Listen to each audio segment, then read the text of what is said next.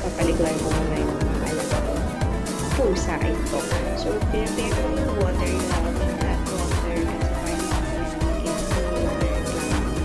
alaga ko. Then, ready ko yung towel. Para after, diretso na. So, yan. Start na tayo. Si June. Ito si June Junior. Kasi June sila ipinanap. So, start ko siya. Yan. Siya yung first ko. 4 silang mga kitty ko. So, yan. Pinaano ko na din pa rin siya. Oh. So, ilang beses ko na itong pinaniguan. So, ganyan lang din. Naano na din ito sa water. So, lang ko sa mga ibang siya. Iiyak pa rin siya sometimes. So, bigla sila. Yung sabon nila is para patanggal ng mga nila. Nice nila. Ganito na ako magpaligo muna sa kanila kasi baby pa.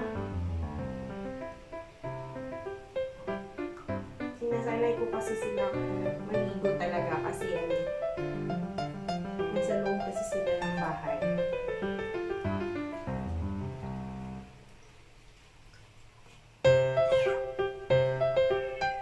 Yung maligo is ano natin siya ng towel. Tuturuan natin siya guys. The same din yung gagawin natin sa mga na kapatid niya. Nagreklamo na yung mother niya. Kasi pa yung nila. Kuya. Yan. Pumasok na sila talaga. Kasi kala nila na nangyari dito. So yan, papatuyin ko muna siya. After susunod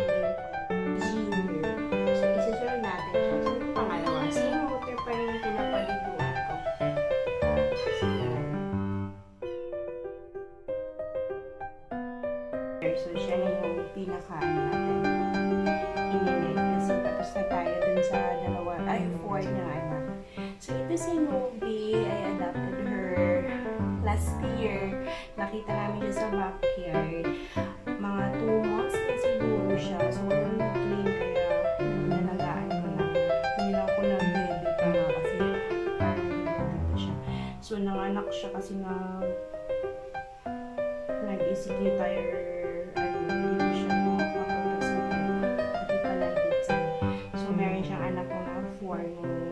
June 8. So, yun yung una natin pinaliguan, guys. So, ito, papaliguan ko na to. Hindi ko na siya i-show kasi maingay ito.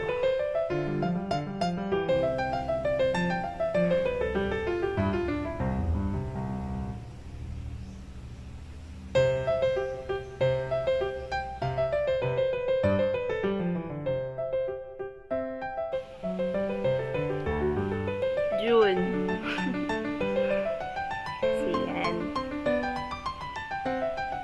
Tuyo na sila. So, ready na sila mag-sleep.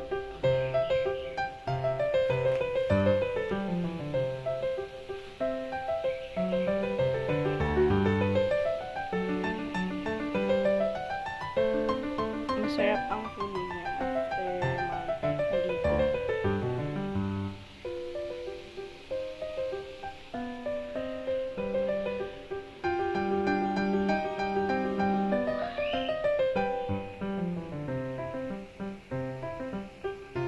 Ginger.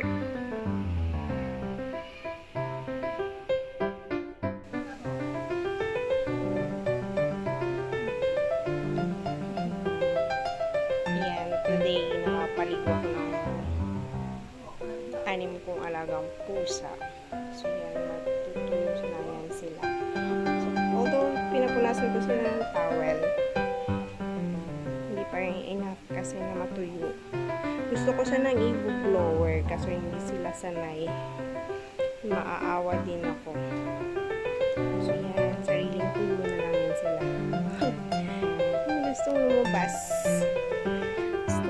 lakas ni Kuya Imbo. Go! Ipit kayo kay Big ka na.